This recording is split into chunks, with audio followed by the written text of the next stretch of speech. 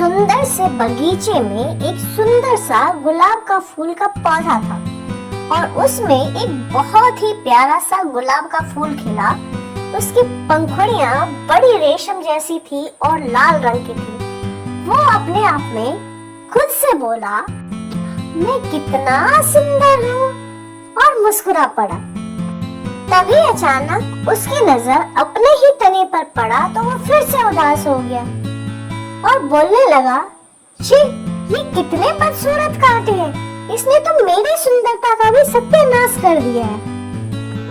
ये ख्याल आते ही फूल अक्सर उदास हो जाता।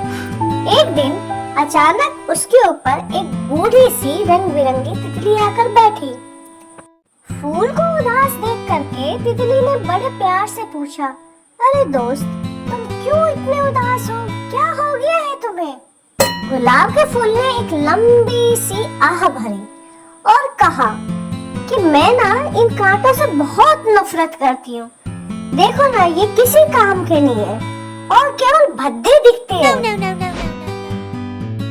गुलाब की बात सुन के तितली मुस्कुराने लगी।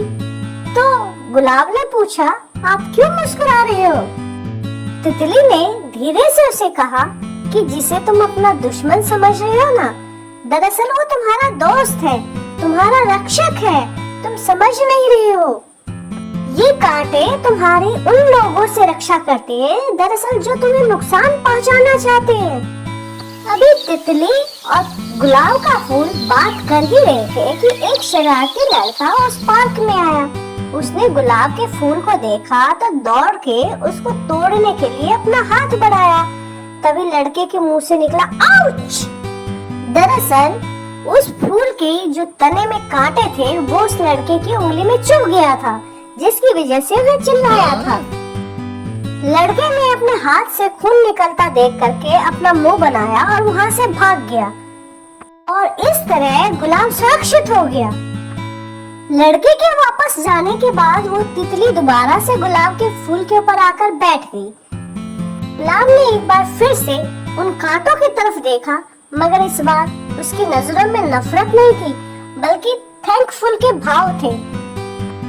उस दिन के बाद गुलाब ने अपनी पंखुड़ियों के साथ साथ अपने कांटों को भी बहुत अच्छे से प्यार करना सीख लिया था, क्योंकि अब उसे पता चल चुका था कि सच्ची सुंदरता में ताकत और कोमलता। उस दिन के बाद गुलाब ने अपनी पंखुड़ियों के साथ साथ अपने कांटों को भी बहुत अच्छे से प्यार करना सीख लिया था, क्योंकि अब उसे पता चल चुका था कि सच्ची सुंदरता में ताकत और कोमलता दोनों ही शामिल होती है।